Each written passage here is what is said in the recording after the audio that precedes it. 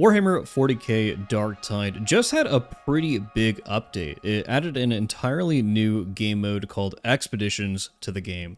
And today I've brought on Mr. E to talk about the new game mode, talk about the new patch, and what our expectations can be moving forward for all of this content. Mr. E, what do you think about Expeditions? What are your general first impressions? Well, I just did put out an hour-long video on this, and I took about, I think, 12 minutes to address that. But just because because I'm a guest here, I suppose I'll keep it short and simple. This game mode has, I think, potential. I admire, in one hand, I admire that Fat Shark is open to exploring new ways to play the game, and it works conceptually to some extent, but they need to really work on fleshing this out. It needs to have so much more randomization. It needs to have a better reward structure to get people out there and playing it, because the default way to play the game is so good, and players just really want more maps. They want more of the normal way to play the game maps, and if this is standing in the way of that, players are not going to be very happy. Yeah, one of the things that I think made something like Chaos Wastes so successful in Vermintide 2 was that it was effectively the same formula as your regular adventure mode maps, but they Mhm. effectively just threw modifiers in, and the randomization and the roguelite elements and all that stuff. I think that's probably what made Chaos Wastes so successful in the long term.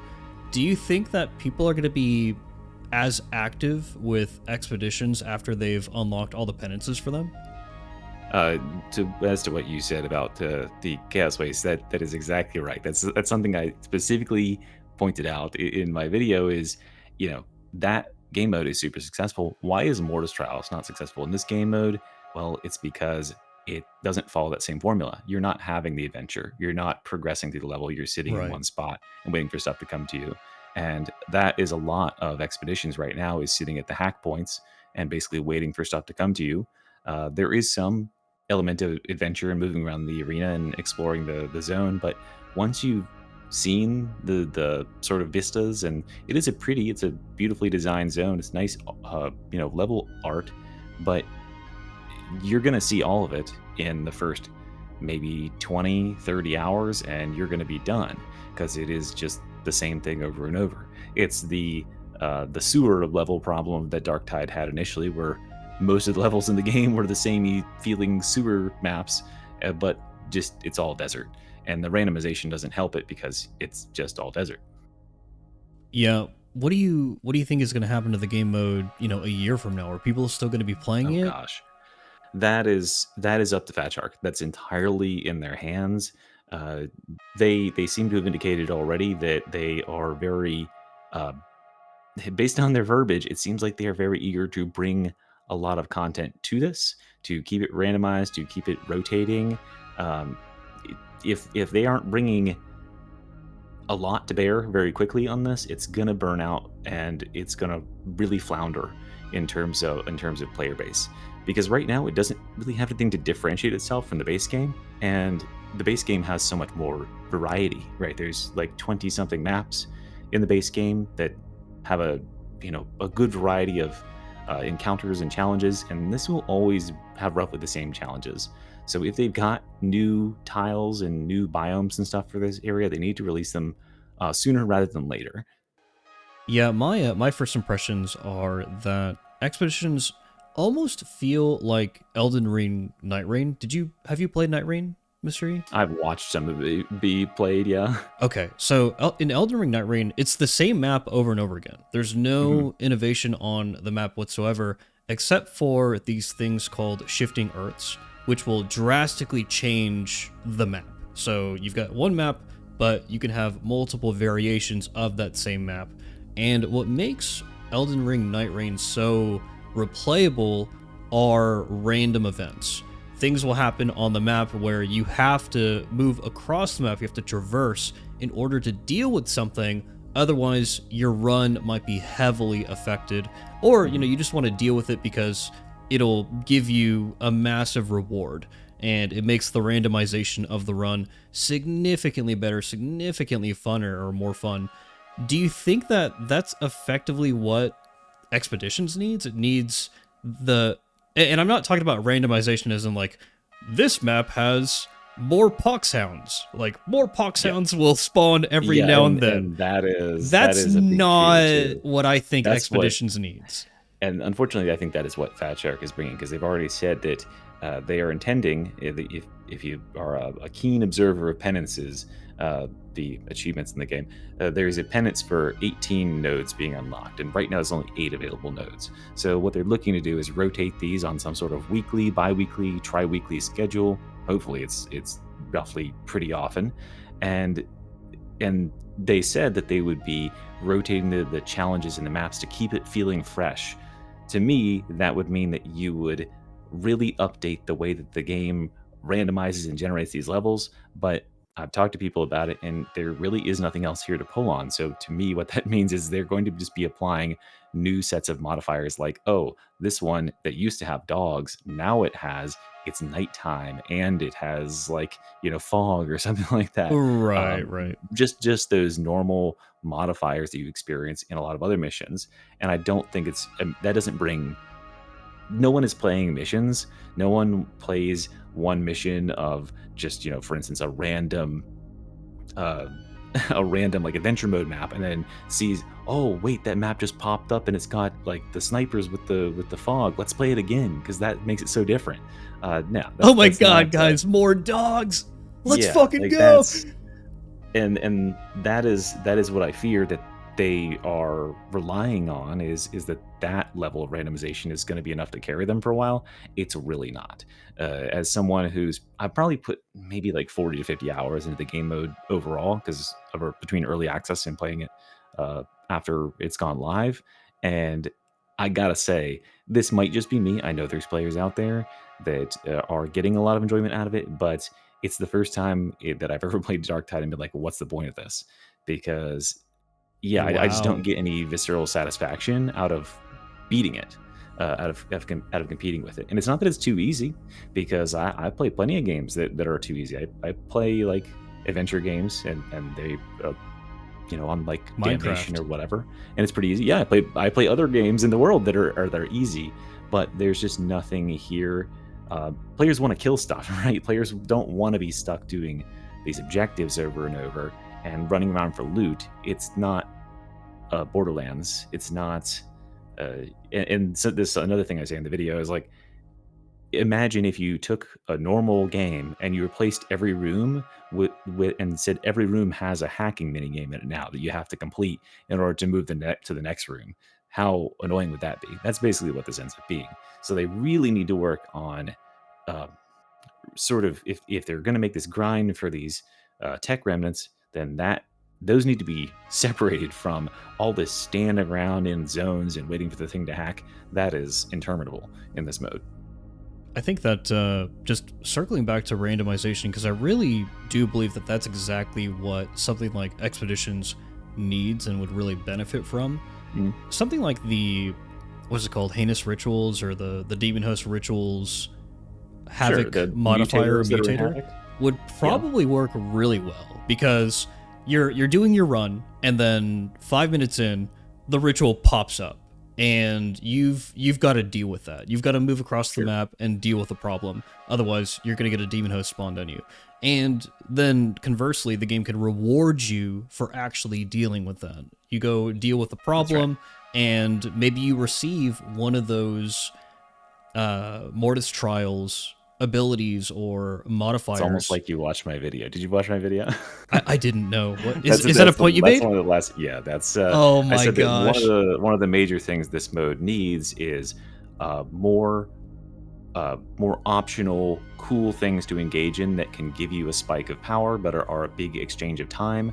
Currently, the only thing you can do to exchange time for more power is just loot the map better and then take the stuff to the currency and buy more bombs.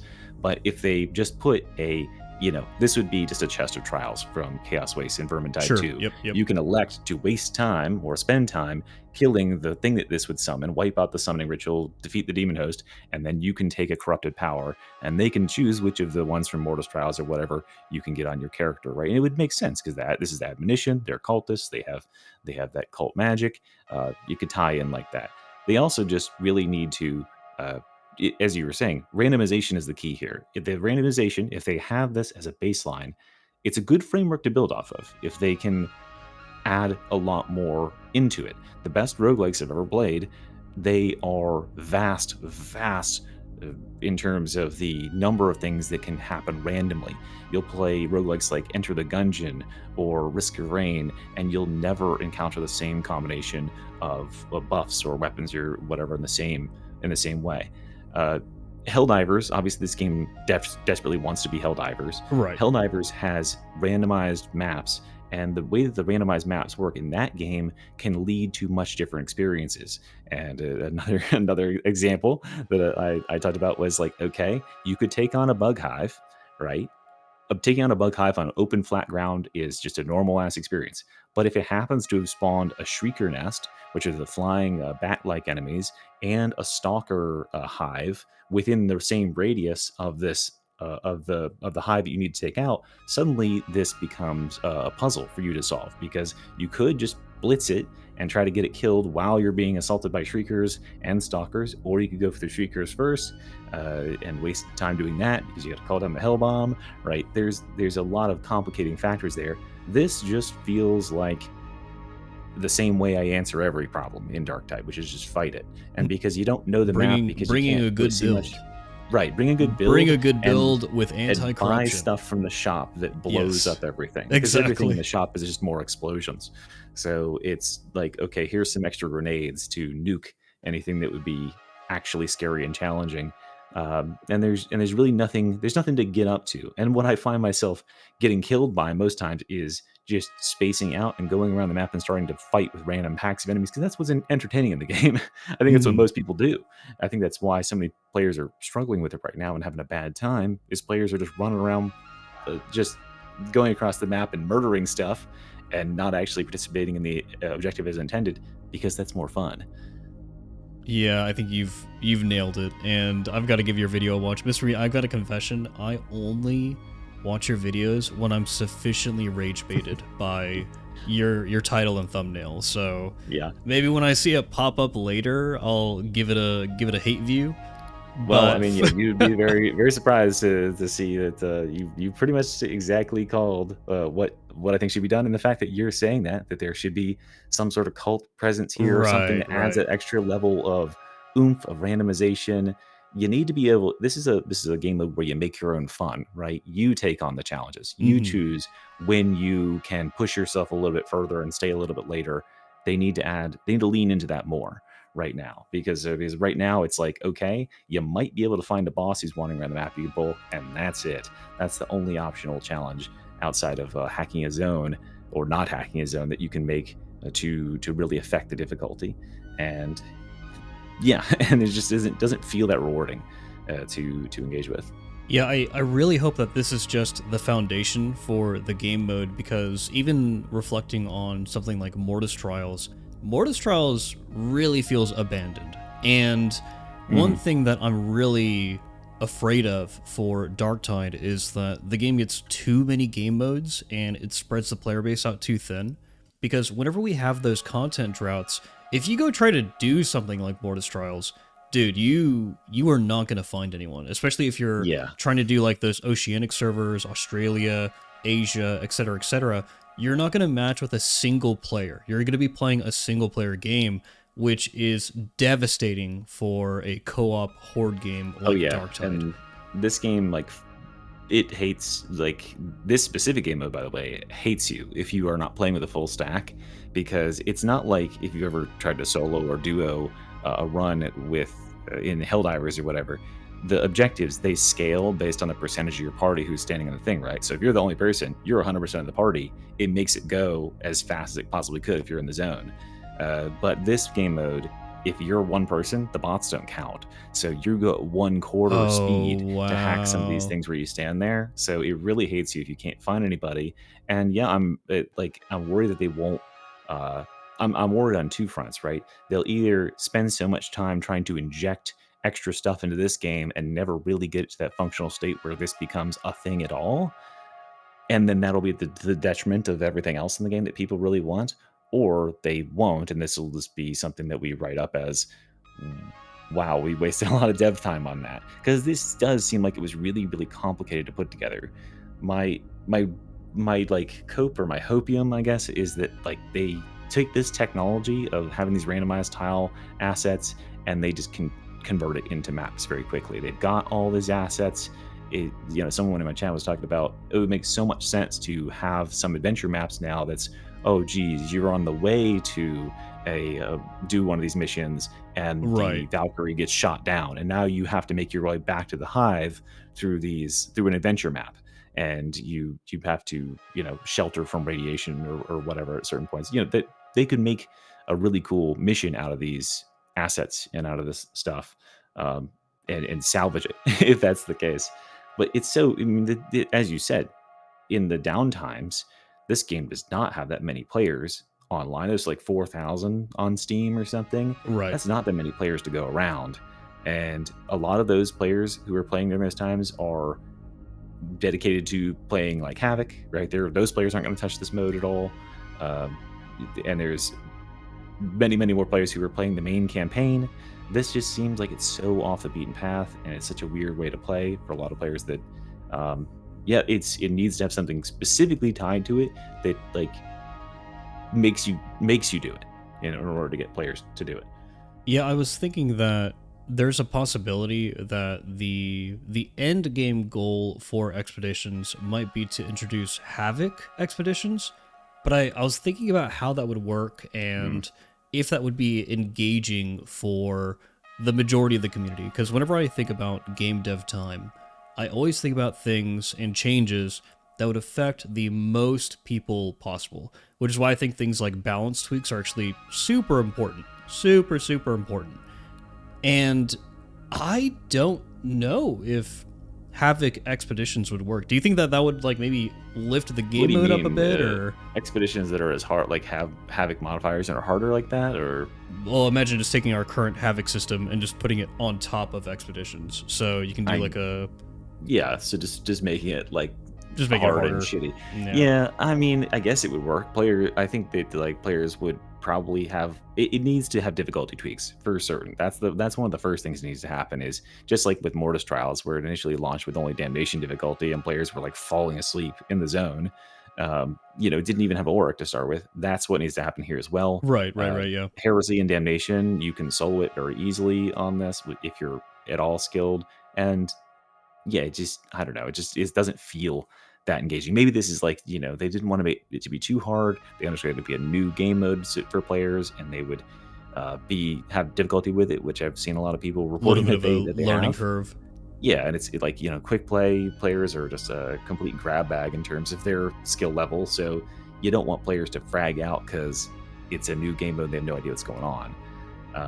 So I definitely think that they will up the difficulty. I think they'll add something to make it more difficult, because it is trending a little bit to the easy side, especially when you're playing on those lower difficulties, because the way that the AI director works here is it's based on time, as far as I can tell. Like when you're running low on Yes. time, it Yeah. starts to summon more and more stuff. That's when you'll encounter bosses. When the timer runs out, you'll get an unending horde. So that's really the only time there's like that pressure on you. But if you're high on time and you haven't and you're not actively hacking one of the sites, there's like nothing. It's just you're just out there by yourself, more or less. And I don't think the game is supposed to be a peaceful nature walk.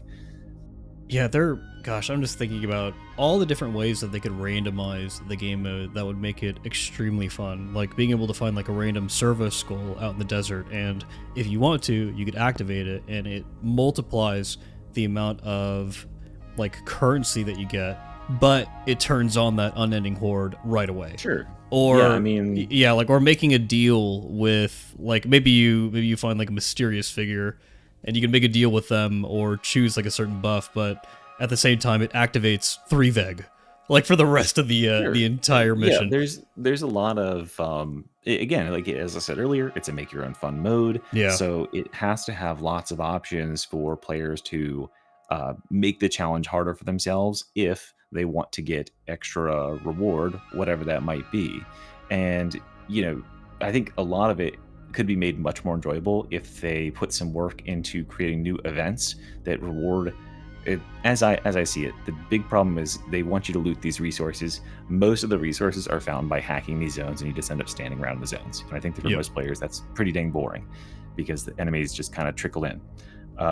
They could siphon off a good portion of those resources and spread them around the map, so it's a more exploration based mode where you can guaranteed get some stuff out of those spots if you want to go to them, but also exploring the map thoroughly will get you a lot as well.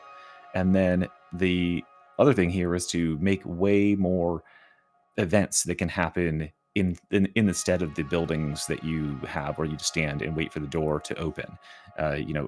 I actually just, like, you just gave me an idea when you were talking about the auspex. It's like, okay, you have an auspex, like the servo skull that pings on something, and then you have to follow it around and play like a game of hot or cold with it in an open area, and it exposes like hidden resource caches that, like, basically you dig up when you get over them. And so you would have to fight a constant horde while you're listening to the beeping of the skull and trying to get to the actual location as it's playing these games with you. I forget, there's some other game that's just like that. Probably like World of Warcraft has actual game. I think it has a game like that where you have to fight enemies. They're all just in this area, and then you are also navigating and trying to do like archaeology or whatever. You ever played the archaeology minigame in World of Warcraft? I think that was Battle for Azeroth. That was the island. Were they called expeditions? That would be expeditions. That would be so friggin' hilarious. I never played those expeditions, but I believe it had a similar system. But I was thinking of the archaeology system in that, where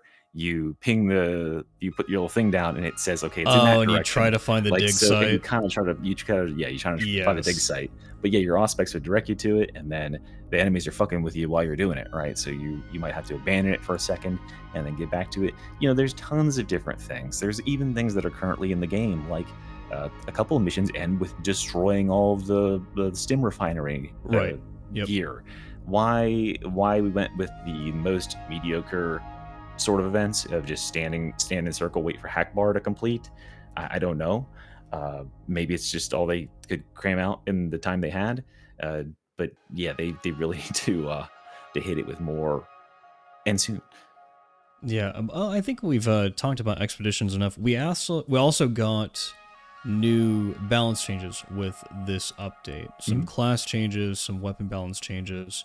I saw the plasma gun nerf coming from 5 business days away. Yeah. And I also saw the voice of command nerf coming, because voice of command is like the best ability in the game. What do you think about these changes? Do you think it's sufficient, or? Oh, specifically for those two, I mean, that's barely affecting the power level of these weapons at all, or these tools at all. These have actually been tossed around for a while. I don't know exactly when I saw it. I think actually the plasma gun thing was part of that data mining that got, not data mining, but it was like leaked as part of a patch notes that was on the Chinese server that around the same time that the dueling sword was with it. And they ended up doing the dueling sword thing. So I thought in the back of my mind, okay, 100% they're going to do the same thing. They're going to do the plasma gun thing at some point, which makes sense, right? Shifting players away from using it as a one size fits all, just left click spam blast through everything, and then shift more power into charging it up and doing those big juicy blasts. At the same time, we were talking about the shout buffs or nerfs or whatever you want to call it. They had also teased that at some point that I believe they were hypothetically going to make it 45 seconds and then make the additional node cost no time with the revive. I think overall an extra 10 seconds to have that node for reviving be free is 10 seconds isn't anything, really, in terms of how powerful this ability is. I honestly think this ability would still be one of the best in the game if it was a minute, because it is so game breaking. Right. And yeah, it's not going to hurt at all. The same thing with the other really big nerf for this patch was the Psyker's bubble. It went from 35 seconds to a minute or so, but that doesn't really matter for the Psyker, because the Psyker, most of the builds that use bubble can chop that in to a quarter of that same cooldown. Yeah, exactly. A variety of methods. So it's not going to hurt these. And I understand that players like these things. Players like them a little bit too much, right? But they allow you to turn your brain off and not really engage with the game as intended. And it's a thing I've been saying for a very long time, which is that the game is getting crazier and crazier, and it feels very rippy for new players, where something will jump on top of you and murder you in like 2 seconds. But it kind of has to do that these days, because if you don't kill the player in 2 seconds, the third second they'll use all their abilities and they'll top their toughness off and they'll get the bubble up around them. And how do you kill them at that point, right? Yeah. If they can just press all these buttons and say, nope, I'm fine.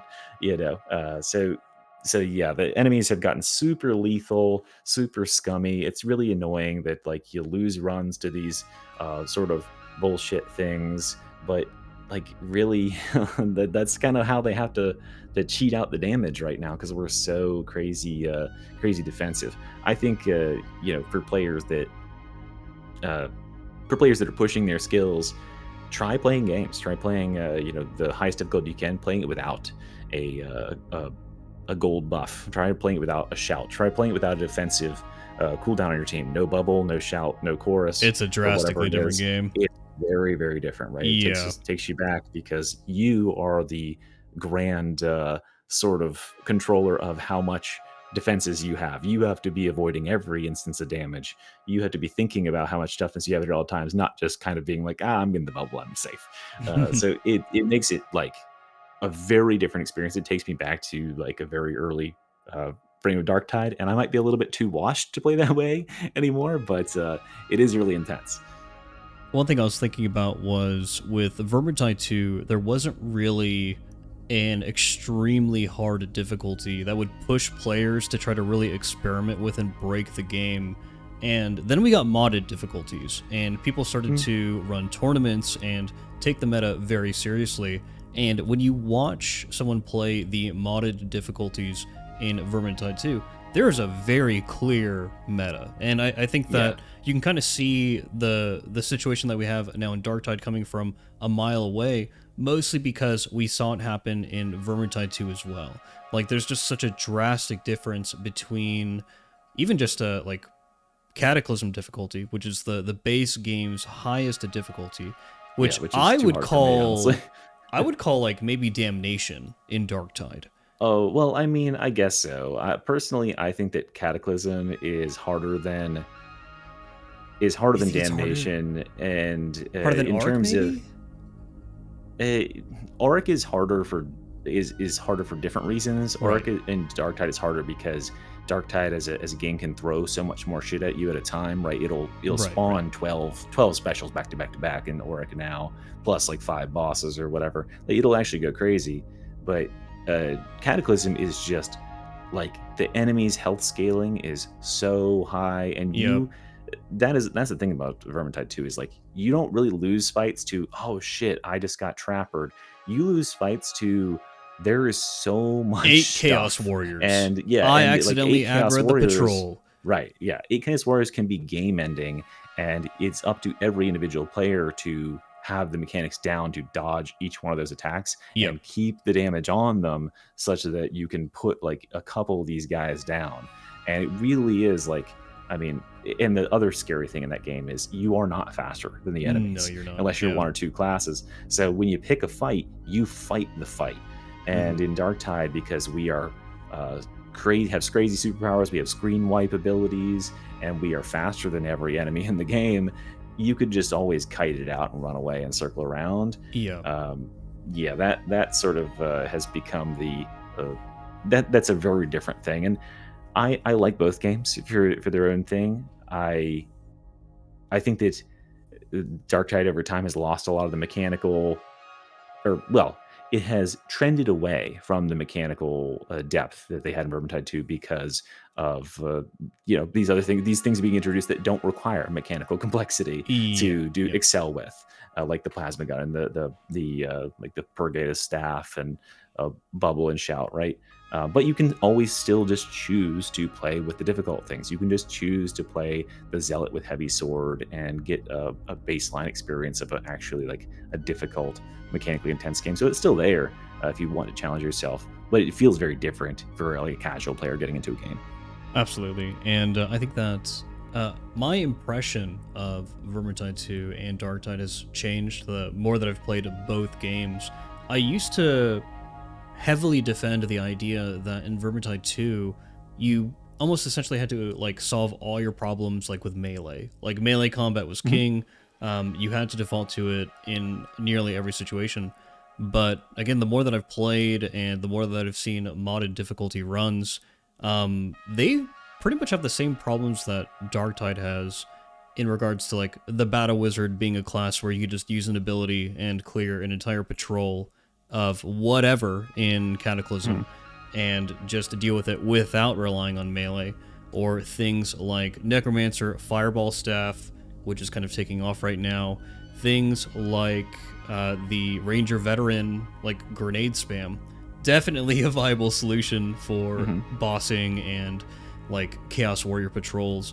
So just looking at like Fat Shark's history of like balancing these games, I don't know if we're ever going to get to the point that like the hardcore community is going to be satisfied with the Oh, game. well, I mean, that's a pipe dream, right? Right. That's yeah, Maybe the game's maybe we'll never get gonna there be for balanced. like the casual players though. Right? Like The balance that I'm interested in is I want every player, because I personally think that Auric is like the ideal yeah, yeah. difficulty for the game. It's a difficulty where there aren't so many of the most difficult threats that you must use certain counter threats, crushers, etc. The health scaling isn't insane. So many more things are viable at that difficulty. The shield gating is still part of the game, so you can like take damage and recover in a like a normal manner. And personally, the thing that worries me about class imbalance is just when classes have too much damage, when classes are overperforming, it overshadows your teammates, and it's a PVE game, so like it doesn't matter. You're not The enemies aren't getting mad that you're beating them, but your teammates might not be able to experience and have the fun that they are. And we right now have like the worst class in the game is, in my approximation, is the Ogren, and the Ogren is a tank, right? That's his primary role. And Sure. what do you know, if you're trying to play a tank character, if you're leveling an Ogren and you're reaching Heresy or Damnation, and then you encounter a player who actually knows what they're doing with one of these powerful classes that has a bunch of damage, your job is irrelevant because they can just kill everything by themselves. We have classes in the game right now with enough damage to solo, these levels of these missions very handily. Oh yeah. Yeah. and so yeah, like there's no holding the line. It really removes a lot of the give and take that the enemies have, when there's no more like, oh, I need to kind of like hold this horde back. And the only time where that actually feels relevant is in Havoc, where there's so much shit on the screen, and many players aren't going to be able to play that at all. But it's just so hectic, and that's the only time there's enough stuff where these overpowered things are actually just kind of like, standard power at that difficulty, and then it makes all the other stuff like really bad. So yeah, it just feels bad to play the lesser powered characters, because you look at these guys who are out here who are just blowing everything up, and you're like, wait, why can't I do that? Right? Why can't I just like murderize the entire horde with a single rocket, and I have to play this slow Ogren thing? It's just, yeah, there needs to be some parity between them, and I would much rather it trend down in terms of power than it I go actually up. agree. This is Yeah, this is a very controversial, hot take, but I think that Darktide's too fast. I think that it's it crazy. It's it really needs to crazy. be Yeah. slowed down just a bit. Maybe the health on the enemies needs to get buffed, while the amount Numbers. of them Yeah. gets nerfed, and then we need to have some tools get taken away from us. But obviously, again, very hot take. Not what a lot of people in Yeah. the community think at all. There's a lot of people who are never nerfers who said like nerfing Yeah, things makes people mad or whatever. But you at the same time that you nerf, you also buff underperforming things. If you're going to take toys away, you give players other toys. yeah, And if you and this is my overarching thought on it. I really have no hopes that the game will ever be like balanced in any real way. But as long as it remains fun and as long as it can stay fresh, I would much rather them take massive swings at the balance patches and just say, hey, instead of what we got with this patch, which is mostly like 10% changes to certain weapons that are really underperforming, why not make it 100% changes? Why not just Yeah. double the damage of the Ogryn's heavy stubber? It's okay if for the next 3 months it becomes the most powerful weapon on the class and one of the most powerful weapons in the game. That's all right. There's still out stuff in the game that's going to outperform it, and you can always undo something if it's really a mistake. But making changes, it's your game. Have fun with it. Like really shake up the meta. Make stuff that was really good, make it really bad for a little while. Make something that was really bad really good, and let players experience and find something new. Uh, that's maybe it's frustrating to some people because their builds get constantly reset. But if you're playing it a lot, I think personally it's fun to experiment with new things. And right now, I think there's a lot of stuff that's just like not no one's touching it because it's just like not even really worth engaging with. And they could just take a massive swing and just have, because Vermintide, we were talking about Vermintide 2, they had what Yep. was called the big balance patch, where like a year or a year and a half after the game came out, they came in and literally changed the balance on every single weapon in the game, top to bottom. In every class got like buffs and nerfs. Like it was everything all at once happened, and it was like a fresh new experience in the game. And they could be just doing that. Much better than taking these little 10% at a time, especially if they're not going to be updating more, in terms of balance, more than once every quarter. We'll never reach a good state for some of these languishing Yeah. weapons if we're only going to go 10% at a time for the heavy stubber or whatever. So in your estimation then, what do you think the game would need if this was Fat Shark's goal? I don't really know what their goal is, to be honest, because they're a Swedish company. I don't know if they are thinking the exact same as like an American company or what the thought process is. But if they wanted to go from, 10K concurrent players to 40K concurrent players, what do Hmm. you think they would need to do? Like basically, what do you think the game needs right now? They need to sell their soul to Satan, I guess, and ask for like basically like in order to have that happen, you would need to more or less just restart the game from the ground up. I mean, even like even the best of games drop massively, precipitously from their peak player counts. Like, hold on, let me Sure, just sure. Google really quickly, like what's Helldivers 2 currently at? Even though Helldivers 2 has like an update today, right? Yeah. Uh, so let's see, how many concurrents do we have on Helldivers 2? 67,000, right? Which is compared to its like all time is probably like what 5% or something. In order Yeah. to have that, Darktide had to be a bigger game to start with, and they have to keep consistently entertaining players, keep them something always to keep them on the hook, which is something that games that are live services like Helldivers do really well. Darktide's never going to be able to do that because the downtime is just far too long in Yeah. the off seasons, and there just isn't going to be enough content there. I've said it many times, but I kind of like it's unfortunate, but Darktide is a game that very clearly is designed to be played like one weekend a month with your friends, or every 3 months when there's an update, you come and you play it for like 2 weeks, you burn yourself out, you put it down, you come back for the next update, and you play it for 2 weeks, right? It's not really probably intended to be played in the way that like No Lives like myself play it, were for thousands of hours. Yep. I'm genuinely, definitely overthinking this game and putting way more thought and devotion into it than it is designed to be. It's supposed to just be a fun game to play, and they're not. Fat Shark isn't thinking about it like it's this people's lifestyle. But unfortunately, they have the knack to unfortunate to, I guess, Well, fortunate slash unfortunate the thing is gameplay they've made is so really good, right? captivating. Yeah, they've made this really perfectly captivating gameplay that you can't emulate in any other game, Yep. and so people get like ADHD hyper fixated on it, and then you just put thousands of hours into it.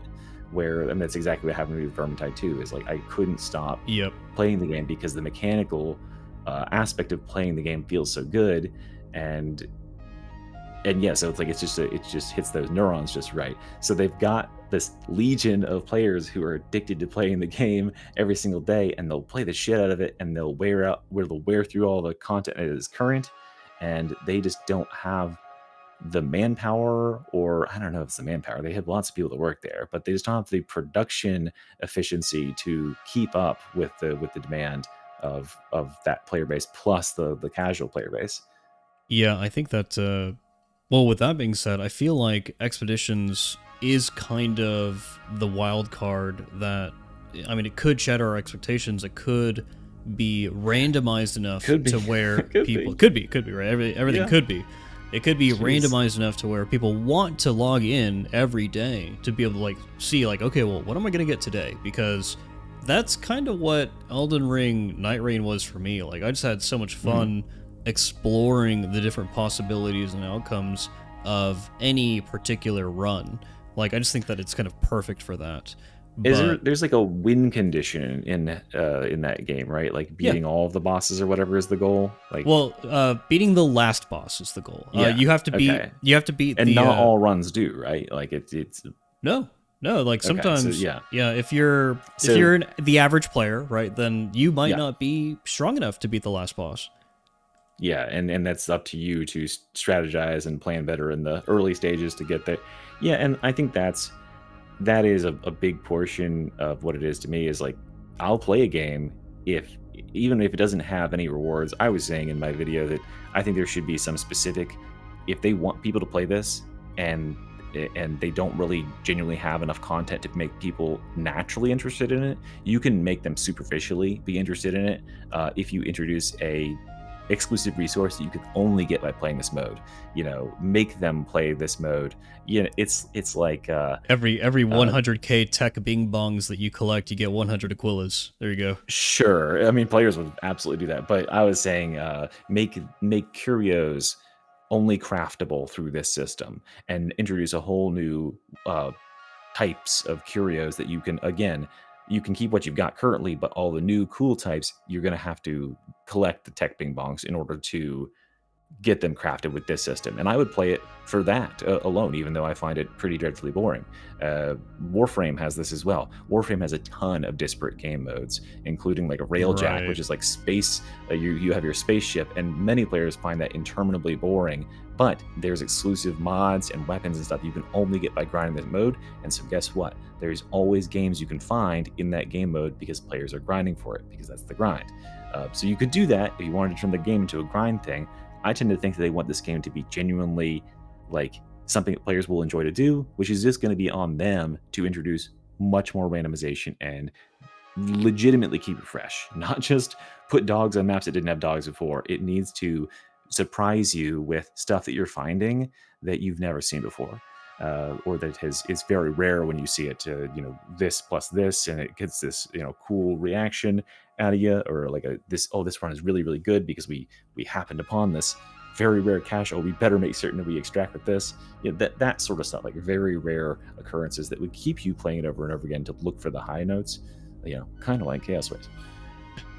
Well, very well said, and I think that that's a good place to conclude our conversation here. Sure. Guys, thanks for joining us today. Make sure that you like, hype, and subscribe to both myself and Mr. E, of course. And Mr. E, thank you for joining me today, sir. Yeah, man. Good conversation. Like talking. Heck yeah. All right, everyone. Have a good one. All right, The Emperor protects.